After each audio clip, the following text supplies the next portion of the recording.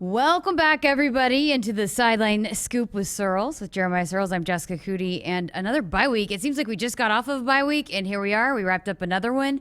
And congratulations to you, my friend. You finally got yourself a buck. I did. I've been chasing for about 10 days now, since last bye week. I signed off the fifth quarter show. I thought I'm going to go shoot a deer in the face, and I did. I did shoot a deer. Not in the face, but I did shoot a deer last night, which was super fun. Right after the Sports Nightly show, actually. So your wife has got to be happy that now you're wrapping it up. You've got one, and your kids are going to be happy. So the family's all happy now. Yeah, my son, I brought the deer home last night, and he was just loving it. He thought it was the coolest thing ever. Dada, deer?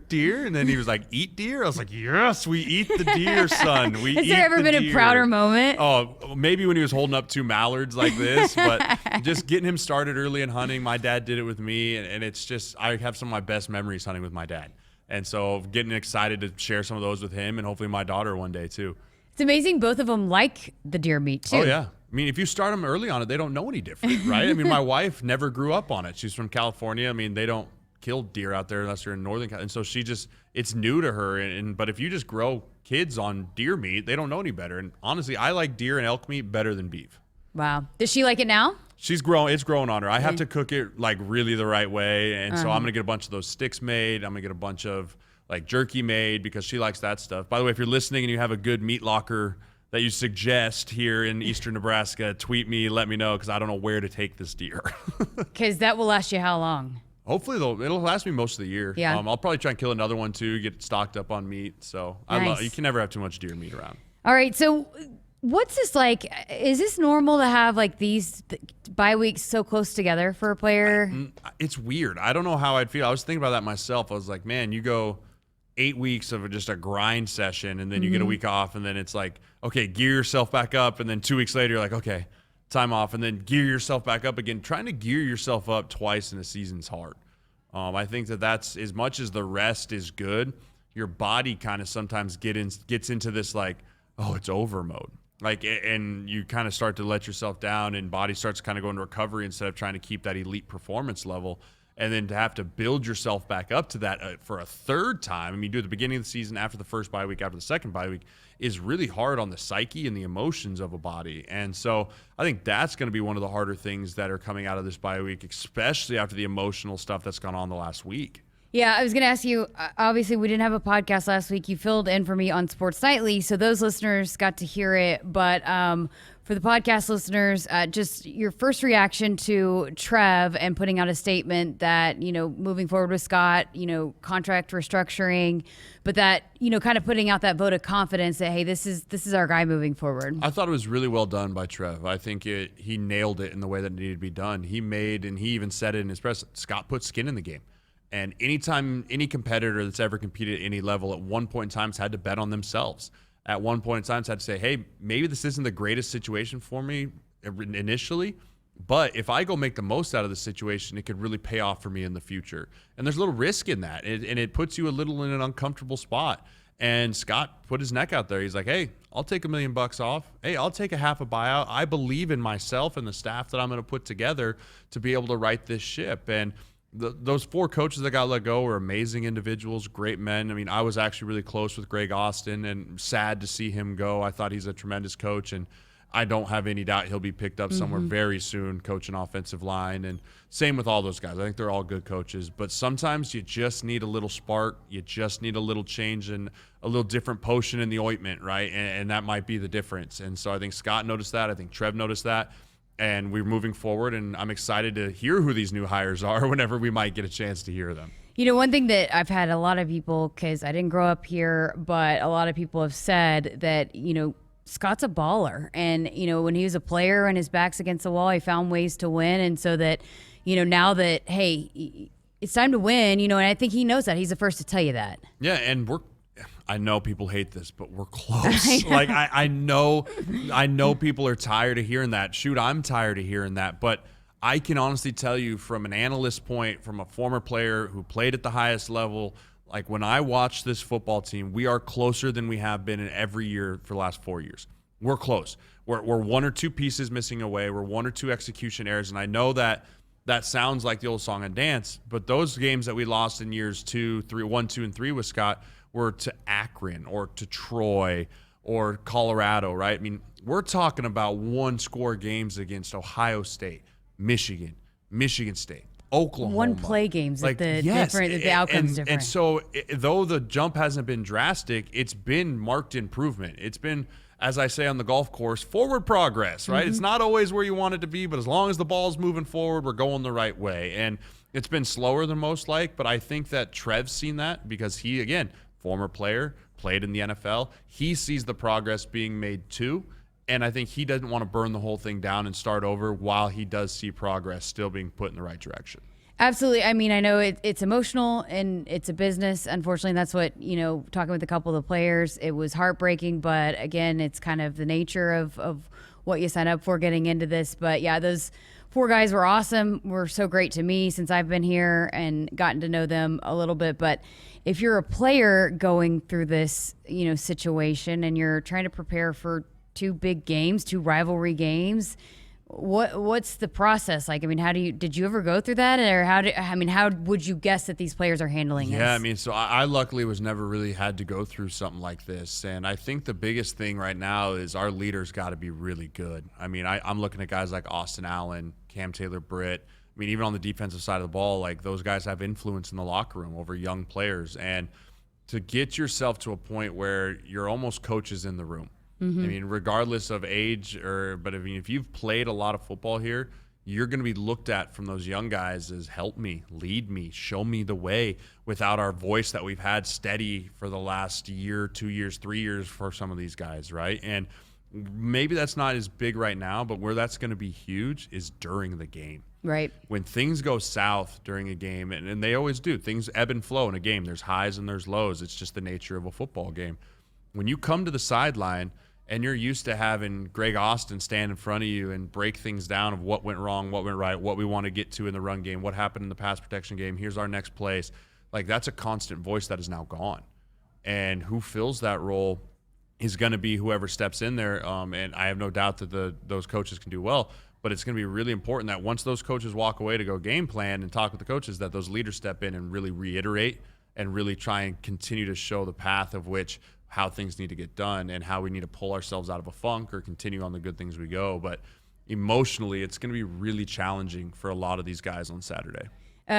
Travis Vogelek is our Cornhusker conversation, and he talked about that this week, especially that they've been trying to do that. They've been helping coach, some of the guys. And I think you had said that, even the offensive tackle, some of those tight ends could help with them and the blocking and the schemes and all of that. And we've heard that from the start of this preseason and during the summer about these tight ends, about how much they know the offense and how good they are as leaders. And so I think that has to help when it's never an easy decision to make. But for Scott to know that this is not an easy time to do it in the middle of the season, but to know that you have those guys that are going to be able to get in there and, hey, do this, or hey, are able to be coaches on the field in practice. Yeah, and the other piece too is you have to, as Coach Frost and the rest of the offensive staff, you have to rely on those guys, that you don't have to coach them up as hard as some of the young guys, right? Like, you have to give Austin Allen, or you have to give Cam Jurgens, Samori Toure, the freedom to be like, listen, I'm going to be a little more hands-off with you because I trust what you're doing and I trust you're going to do the right things. I really got to focus on this young guy or this young group that needs a lot of mentorship and guidance right now, and that's got to be really hard for Scott.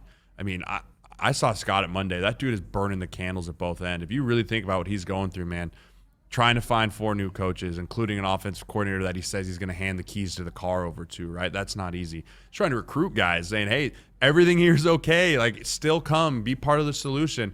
Oh, by the way, you have the number 2/number 1 defense to prepare for on Saturday. And so he's got a ton on his plate. He really has to make sure that he relies on those leaders and guys to take some of that burden off of him, because, man, he'll run himself dry these next 14 days if he doesn't.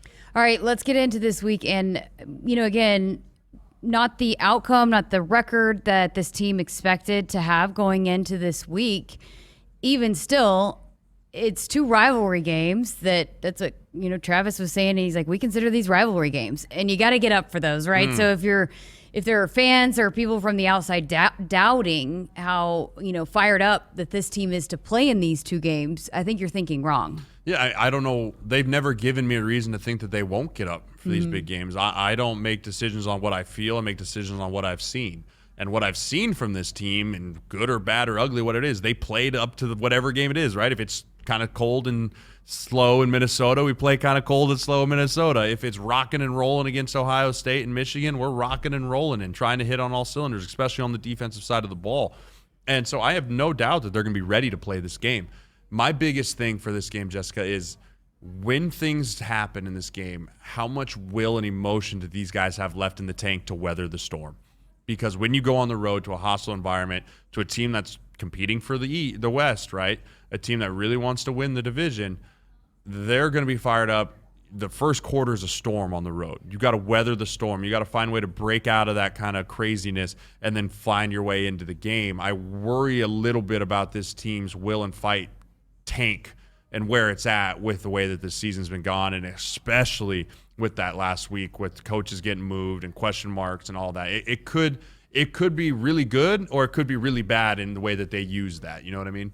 Absolutely. You mentioned Wisconsin and competing to try to go play in a Big Ten title game. What switched for them? What have you seen that's kind of been working for them in these last few games, as opposed to, man, they struggled there at the beginning of the season? Well, first of all, this defense is just suffocating. That's the word. I mean, I was watching the Northwestern game this morning again, and I was just like, man, they're everywhere. Like, they're coming at you from 5 different ways, but then it's like, how? They're only rushing 3, but they're there. And it really starts with their 2 inside linebackers, Leo Chanel and Jack Sanborn, 2 NFL ready. Could have went last year to the draft, but came back linebackers. And the way that they rush the passer with them, the way that they fill holes in the run game, it's really hard to get past those 2. Our guards have their hands full, Cam Jurgens included, with those 2 guys. But then you flip it over to the offensive side, and they found this 17-year-old who is just a moose. I mean, he's just running through people. It's unbelievable. When that run he had against Northwestern, I think he bounced off like 7 people. And talking to a couple guys that I know up in Wisconsin, they say he power cleans like 450 pounds, squats 600 pounds. I was like, oh, okay, why can't we find those guys? Like, why can't we stumble in? He was a safety. And they were like, hey, can you run the football? And he's like, I can try. And he's just running all over the place. So they've come and clicked at the right time. I think they've won 4 in a row now. Graham Merritt isn't playing awful. I mean, he still threw interception against Northwestern. If there's one way we got to get after this team, we got to take the ball away from him. But in order to do that, we have to stop the run.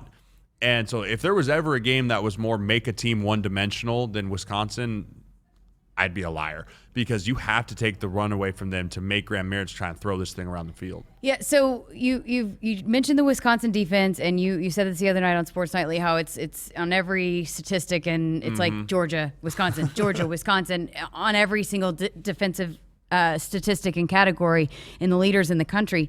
But on the flip side of that, you got to argue Nebraska's offense is better than Wisconsin's offense. When we're clicking. Okay. And it's hard for me to compare our 2 offenses because they're so drastically different, right? I mean, you look at Wisconsin, I compare them more to Minnesota. Bleed the clock, get under center, fullback in the game, heavy tight end formation sets, versus Nebraska wants to spread them out. I will say historically, Nebraska spreading out this defense, we've had some success. Right. But I do think our defense, after watching what they did to Michigan and Michigan State, is built to stop the run against these guys a little bit more. So the matchup has always kind of favored Nebraska in this. The problem is Wisconsin has no fear of us because they've come in and beat us so many times, right? I mean, they know they feel like they have the blueprint to beat Nebraska, and it's on us. It's our job to get them off that plan and make them do something different. So I guess what I was getting at is at the core of it, if you look at the stats and the way that Nebraska's been able to move the ball up and down the field, and I know Wisconsin is very good at stopping that, but then on the flip side of that, how good the Black Shirts have played and slowed down some of the elite offenses. I mean, what's the key in that? It's like the immovable force meets the whatever object, whatever that saying is. Right. No, I think the biggest thing is for that is we have to make every possession count on offense. I mean, this could very much, Wisconsin loves just bleeding the clock, controlling the tempo of the game. And I mean, if we go out there and have 3 and outs like we did against Minnesota, I mean, I remember I looked at Trev on the sideline in Minnesota when we went 3 and out at the beginning of the game. I looked at the clock. There was like 13 minutes left. I looked at Trev. I go, we're not going to get the ball back till 6 minutes. And he kind of looked at me. I was like, that's just how it goes in these games. And sure enough, 6:36 is when we got the ball back. And Wisconsin wants to do the same thing. They want to be methodical. They want to get 3, 4, 3, 4, 3, 4 all the way down the field. And so it's on our offense to keep our defense rested because, man, our defense has played a lot of plays in the last few weeks. Coming off a bye or not, it's still week 11. Yeah, and they're going to be without Jojo Doman. That's a big one. Yeah. That's a big one. I saw him walking into the facility a couple days ago. He's all casted up, so assuming surgery went well, but not sure if he'll be traveling. He's been a big emotional leader, a vocal leader, and then he's been playing so well week in and week out. How do you replace a guy like that? Or do you not even, you can't look at it like that, right? No, you can't. You can't look at, okay, we got to fill the shoes of Jojo Doman in week 11 of the season. Right. Mm-hmm. I mean, and I think that all of us as fans need to understand that, hey, we're going to get some young guys in there that we hope one day can develop into the year 5 Jojo Doman, but these are year 1 and 2, maybe 3 guys. I mean, a guy, Isaac Gifford, I hear is getting a lot of love around here. I think he can be a really good player for us, but again, he's young. He's coming into a hostile on-road environment against a very good run football team. He's going to have bad plays. That's just the way it goes. But I do think that getting these young guys some meaningful reps now, I think of a guy like Luke Reimer last year. Luke Reimer came in when Colin Miller got hurt last year, got some really meaningful reps at the end of the year, then had a breakout year this year, right? Yeah. These 2 games could be huge for guys like that. Buford's another guy that could be big for getting meaningful reps to really understand what you're lacking, and you build on that in the offseason. Hey, am I slow, or do I need to be stronger? Do I need to be more football aware? What do I need to do better, and have a plan going into the offseason so that they can have that breakout year next year? Also, the guys in the secondary, I mean, they stepped up and performed pretty well against Ohio State. Yeah, I mean, Miles Farmer's going to be a good player. Mm-hmm. I mean, I know last year when he got his things before he got hurt against Purdue, he had some really good moments. I like Braxton Clark a lot. I think he's a big body. You put a little more weight on him. He's the prototypical big corner that can run. So, I mean, yeah, you see some guys in that back end that are getting some opportunities. It still really hurts me. I don't know if Williams is going to be back. I doubt it. But he's a guy that I really wish could get some really meaningful reps. But those safeties, they're not as much pass this week. They got to be willing to put their nose in that box and fill some holes. 2 invites this week announced to the Senior Bowl. We talked about JoJo, but then also Cam Taylor Britt. How big is that for a player to get that invite? Oh, it's huge. It's validation for you of all this work I've put in, all this stuff that I've done. It's being rewarded, and it's giving me an opportunity to go compete with the best in the country against the best in the country to show why I should play in the NFL. And it's such an honor. I do think him getting this invite is a little bit of writing on the wall for us Husker fans that Cam Taylor Britt will not be back next year. And I think that's the right choice for him. I think he has improved year in year out here. I think he's had a really good year this year playing against David Bell, Chris Olave, and showing that he can do it. I think he's ready to go to the next step and continue to evolve. And, I mean, he's got a 4th to 5th round grade from what I'm seeing.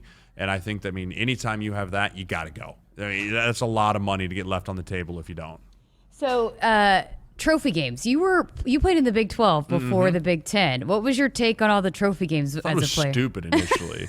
Like, just win the game. Why do you need a trophy? Like, but as I saw the meaning behind it in the Big 10, I've started to understand it more. I've started to kind of get it. But again, it was kind of like, it was kind of forced upon us. Like, I remember when we first played out there, like, Hy-Vee trophy, like, Hy-Vee Heroes game. I was like, what are we talking about? Like, what are we doing? Like, just win the game. But it is starting to become more of a meaningful thing. It's a little bit more of a, I don't know what you want to call it, incentive to win the football game like you need anymore. But I'm not big on the whole trophy game thing. So you weren't the guy sprinting to go get the trophy? Gosh, no. Absolutely not. I don't know if I even have a picture with the trophy, if I'm being honest. Did they have the trophy games when you played that? We had the Hy-Vee Heroes trophy. I don't know if it's still Hy-Vee, but all I know is the reason I liked is Hy-Vee catered in Thanksgiving the day before the game. It was awesome. Because again, I just came from the Big 12. There's not a trophy. They don't have trophies there. It's not a thing. Like we're the only conference that does it. I think the SEC might too, but yeah, but so they're usually stuffed with a pile of cash or something underneath there. But I just heard the players, last week, this week, following the game. Hey, we still got a lot to play for. We got trophy games on the line, so it's it's something to play for. Right. It's that extra little incentive if you need it. I guess. Sure. But I'm not on board. Not on board. So you won't be designing any of the upcoming trophies. Negative. Okay. Players to watch for this one. Yeah, I think the big player to watch is our 2 guards. I mean, if you think about it, Schichterman and Nuri really are going to have their hands full with these 2 linebackers. They're going to be all over the field. They're going to be blitzing left and right. How they handle those 2 guys is really going to show how well our offense is going to be able to do. you flip it over on the defensive side of the ball, and it's our two linebackers, Luke Reimer and Nick Henrich, how they will help stop this run game, because they're going to have linebackers and linemen running right at their face and misdirection. And, I mean, they got to tackle really well. And with Reimer maybe not being 100%, Kolarvik, right? Kolarvik's going to be in there too. This linebacking core has to play arguably their best game this year in order for this to have a really good shot of winning this game. I don't know when we'll tape next week, but Thanksgiving, are you a fan of Wednesday, Thanksgiving? It's my favorite holiday. Your favorite holiday? Oh, are you kidding me? It's fully acceptable to eat way too much food, sit on the couch, watch football, and fall asleep. Sign me up every day of the week, twice on Sundays. It's going to be a fun couple of weeks, though. I mean, even just beyond football, got a lot of big volleyball games, a lot on the line for them. Basketball starting, heating up. So it's going to be a fun couple of weeks, and I'm excited for next week. Yeah, me too. The Friday games are fun. Yep. All right, so that will do it. For Jeremiah Sirles, I'm Jessica Coody. We've got Facebook Live coming up 60 minutes before.